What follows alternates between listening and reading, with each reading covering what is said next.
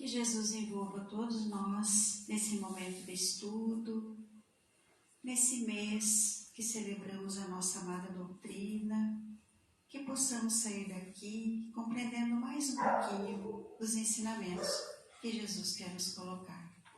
Que assim seja. No livro Evangelho segundo o Espiritismo, no capítulo 3, nós vamos encontrar o título Há muitas moradas na casa de meu Pai. E no item 2, nós vamos estudar sobre os diferentes estados da alma na erraticidade. Então, eu vou fazer a leitura do textinho do Evangelho e depois a gente, então, faz as reflexões. Então, Jesus nos fala assim: a casa do Pai é o universo. As diferentes moradas são os mundos que circulam no espaço infinito e oferecem aos espíritos que neles encarnam moradas correspondentes ao adiantamento dos mesmos espíritos. Independentemente da diversidade dos mundos, essas palavras de Jesus podem referir-se ao estado feliz ou infeliz do espírito na erraticidade, conforme se ache este mais ou menos depurado e desprendido dos laços materiais, variarão ao infinito o meio em que ele se encontre. O aspecto das coisas, as sensações que experimente, as percepções que tenha. Enquanto uns não podem afastar-se da esfera onde vivem, outros se elevam e percorrem o espaço e os mundos. Enquanto alguns espíritos culpados erram nas trevas, os bem-aventurados gozam de resplandecente claridade e do espetáculo sublime do infinito. Finalmente, enquanto o mal, atormentado de remorsos e pesares, muitas vezes insulado, sem consolação, separado dos objetos que constituem objetos de suas afeições, pena sobre o bande dos sofrimentos morais. O justo, em convívio com aqueles a quem ama, frui as delícias de uma felicidade indizível. Também nisso, portanto, há muitas moradas, embora não circunscritas nem localizadas. Então, enquanto nós estamos aqui, encarnados, vivendo nesse planeta, com essa jornada que nos foi concedida pela misericórdia divina, para que a gente possa estar aqui e nos aperfeiçoarmos e nos melhorarmos, nós estamos vivendo de acordo com as nossas possibilidades, nos ambientes que são dos nossos interesses, nas condições intelectuais que nos são favoráveis, de acordo com a nossa condição moral desse momento. E quando nós desencarnarmos, como é que fica? Vamos ficar todos juntos com esses que nós estamos convivendo aqui? Como vai ser? Qual o estado do meu espírito na erraticidade? Então nós vamos pensar assim: quando nós vamos fazer uma viagem, é bem melhor que eu saiba tudo sobre essa viagem. Que eu saiba, que eu tenha maiores informações possíveis para o lugar onde eu vou viajar. Saber se lá faz frio, se lá faz calor, que tipo de roupa que eu vou levar, se é litoral, se é interior, para que eu possa aproveitar melhor a minha estada nesse lugar. Para que eu não me decepcione chegando lá e não podendo aproveitar. E hoje, então, nós vamos falar sobre uma viagem que todos nós iremos fazer um dia. Não sabemos o momento, mas um dia seremos chamados. Lembrando que esse chamado vem do Pai. Não sou eu que determino esse momento. Eu estou aqui com o propósito de aproveitar o máximo possível dessa jornada, com muita gratidão. Mas geralmente quando a gente vai falar sobre esse assunto, surge aquele medo, aquele receio. E a gente pensa, não vamos falar sobre isso, não fala, que atrai.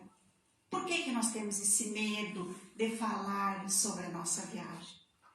Porque existe no nosso inconsciente, foi incutido aquela ideia do medo do não haver nada mais depois, não existe mais nada depois disso, do medo do castigo eterno, do medo do julgamento. Então tudo isso é fruto do nosso desconhecimento.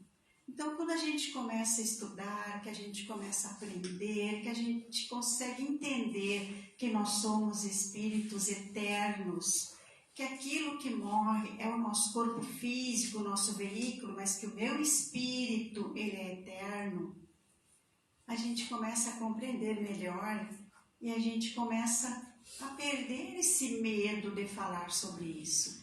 E a gente começa a falar mais, a estudar, a buscar informações, para que a gente consiga entender que esse processo, ele é natural. Faz parte da nossa jornada. Então, nós vamos pensar assim. Qual o primeiro ponto que vamos refletir? O primeiro ponto é o desligamento do nosso espírito. Como vai acontecer? Depende muito da nossa condição moral. De como é a minha evolução nesse momento. Então, o espírito de uma pessoa que é egoísta, que é agarrada à matéria, que é muito apegado, ele vai ter muita dificuldade de se soltar, de se desprender da matéria.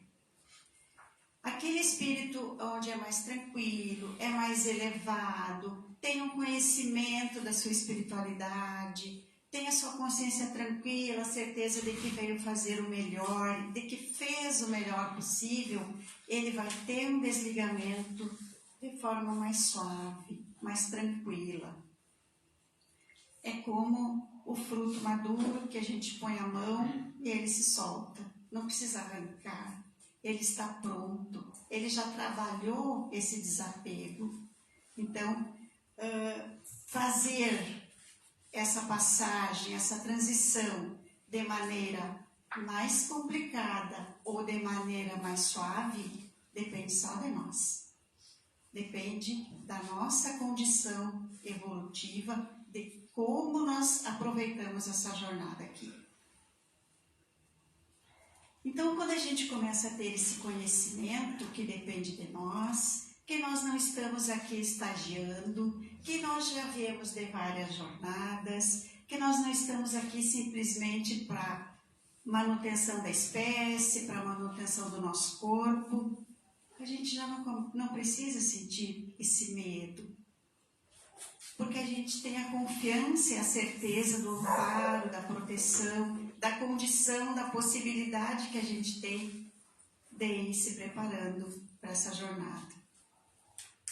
Então, a negação desse processo que é extremamente natural é imaturidade.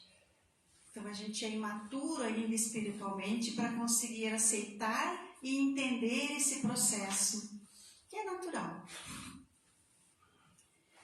Então, quando o espírito está despreparado para esse momento da transição, além da dificuldade do desligamento, muitas vezes ele fica percebendo o seu corpo físico, ele tenta falar, ele tenta mexer, ele tenta se comunicar e não consegue, porque ele não se deu conta ainda do seu estado, ele não se deu conta ainda do seu desencarne. Então aqui, importante nesse momento, a gente ter o costume da prece. Importante a gente já ir nos preparando para que nos momentos de dificuldade a gente saiba buscar a prece, saiba buscar a oração. E às vezes, muitas vezes, nesses momentos que a gente fica perturbado, que a gente fica nervoso, é difícil nós fazermos uma prece. É difícil nós nos concentrarmos. Então, que a gente possa, pelo menos, mentalizar Jesus, mentalizar a espiritualidade nos amparando, para que a gente possa elevar o pensamento. Se a gente não conseguir fazer uma prece, que a gente possa perceber a imagem de Jesus sempre nos protegendo, para que a gente consiga passar por essa perturbação. E importante também, para quem ficou aqui, fazer essa prece. A gente vê nos velórios, muitas vezes, as pessoas conversando, falando outros assuntos, esquecem da prece. A prece, ela vai fazer com que haja uma magnetização de fluidos que vai auxiliar esse irmão, esse espírito, a se desprender daquela matéria física que está ali. Então, a importância da prece. E quando a gente tem esse costume da prece, da oração no momento da dificuldade, isso fica no nosso espírito. A gente somatiza isso lá no espírito e ele fica lá. Então, a gente sempre vai ser uma coisa natural no momento da dificuldade, lembrar da prece. Então, o hábito da oração é um preparativo para que quando a gente faça essa transição, a gente tenha esse auxílio, esse amparo. Lembrando que todos nós nascemos de uma maneira diferente. Todos nós também vamos desencarnar, cada um à sua maneira. Mas esse momento de perturbação, ele é meio geral. Todos nós vamos sentir esse momento de perturbação. E esse momento de perturbação, ele pode ser amenizado pelas nossas vibrações, pela oração que a gente faz pela gente mesmo e pelas orações que a gente recebe dos nossos queridos que aqui ficam. A condição da pessoa após essa perturbação, ela pode perceber que ela foi recebida no mundo espiritual pelos seus queridos, pelos seus amigos, pelos seus familiares, pelo guia. Ela vai se sentir encarada. Ou ela vai se sentir extremamente sozinha. Isso depende do quê? Da condição moral de cada espírito. A certeza que nós temos é que sempre vamos ser amparados. O fato do espírito não perceber que está sendo recebido, que está sendo amparado, é uma deficiência da sua condição moral. Ele não consegue, por não ter esse conhecimento, não ter essa alimentação espiritual, ele não consegue perceber que está sendo auxiliado. Ou então pela sua condição moral, de ter sido uma pessoa egoísta, de ter vivido sempre sozinho, de ter escolhido viver dessa forma. Então, na espiritualidade, ele vai ser da mesma forma e vai se sentir da mesma forma. Então, por isso, nas reuniões mediúnicas de auxílio desencarnado, muitas vezes esses espíritos vêm até as reuniões mediúnicas para serem esclarecidos, para se encontrarem. E aí, com uma conversa franca, com explicação, com muito amor, eles são conduzidos e entendem o seu estado que estão naquele momento. Num terceiro momento, vai haver um sono reparador, que depois dessa perturbação, então o espírito passa por aquele sono, onde ele vai se refazer, vai se recompor. Quanto tempo dura esse sono? Pode durar horas, pode durar meses, pode durar séculos. Também está ligado à condição moral do espírito. Então, muitas vezes, aqueles espíritos que, quando estão aqui encarnados, pensam que depois do desencarne vão dormir eternamente esperando que um dia chegue o juízo final, podem dormir por muito tempo, porque isso está lá, concretizado no seu espírito que ia ser assim. Então tem dificuldade de acordar de maneira mais rápida, então realmente podem dormir por muito tempo. Então, esse processo também está ligado de cada um, do desenvolvimento de cada um, da condição que ele viveu aqui com relação à matéria, muito apegado ou menos apegado. E o quarto momento é a lei da afinidade. Para onde nós iremos? Nós vamos chegar lá e vamos escolher para que lado nós vamos? Não. Nós vamos para o lugar onde nós temos que ir. E que lugar que nós vamos? Para aquele lugar aonde nós temos afinidade espiritual. Então, se eu sou uma pessoa egoísta, que passou por aqui sem pensar no outro, sem pensar na caridade, foi revoltado, eu vou para onde? Para lugares onde existem espíritos que vibrem nessa mesma condição. Se eu fui um espírito que tenho a consciência, que vim aqui, que dei o meu melhor, que fiz a caridade, que procurei ao máximo a reforma íntima, viver as leis de Deus, eu vou para o lugar aonde as pessoas, os espíritos pensam dessa mesma forma.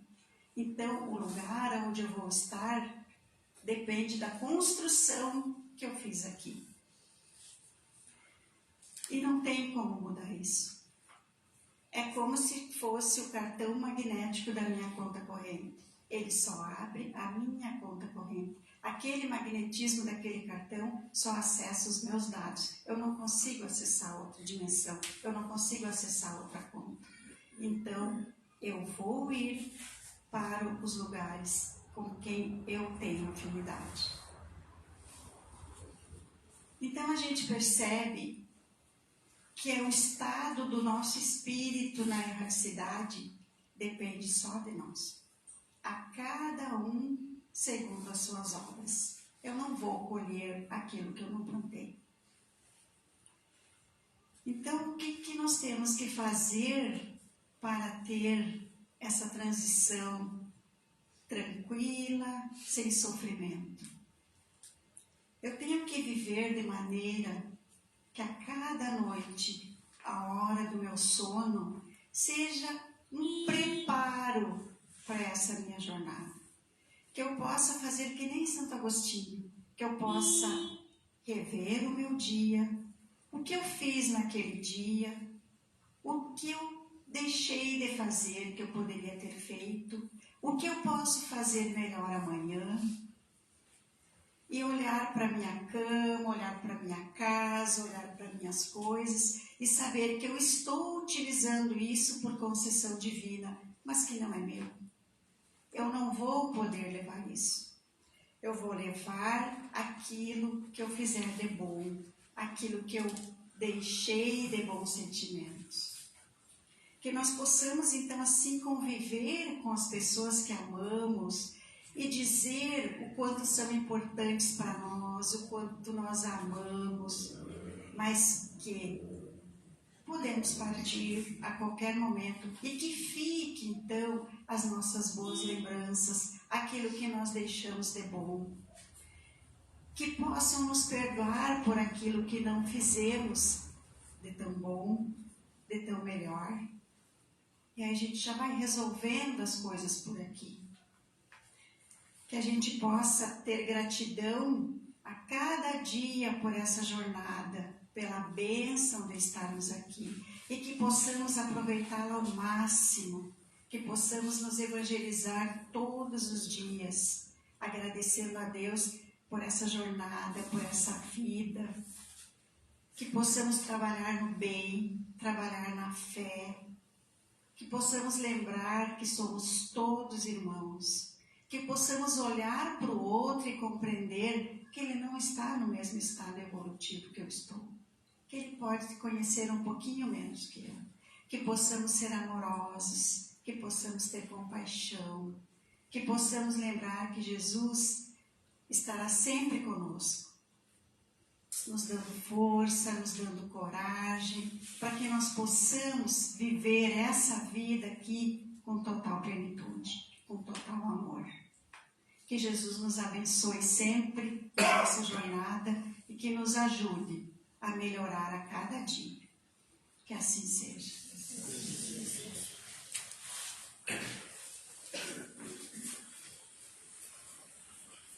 Vamos nos concentrando então para recebermos o passe. Pensemos em Jesus. Visualizemos Jesus à nossa frente. Sintamos essa luz que nos atinge, que nos clareia, que nos ilumina. Sentimos que ela nos eleva. Deixemos essa luz entrar no nosso corpo físico, curar as nossas feridas, aliviar as nossas dores, iluminar o nosso espírito.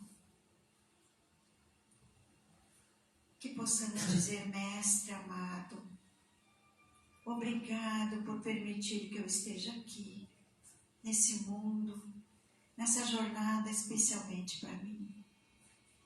Me dê forças, me dê coragem, me abençoa, me ilumina, para que eu possa seguir nessa jornada, seguindo o teu propósito de me tornar uma pessoa melhor.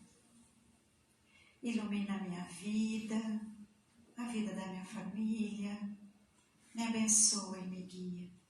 Que eu possa sentir a tua presença no meu coração todos os dias. Que eu possa sentir essa paz, essa leveza, essa gratidão pela existência, pelo teu amor, por eu poder andar, falar, por eu ter tudo que eu tenho. Que eu possa lembrar da tua misericórdia divina quando o momento não for muito fácil. Que eu possa lembrar que tu estás sempre comigo. Me guia, me orienta. Muito obrigada, Mestre. Que assim seja.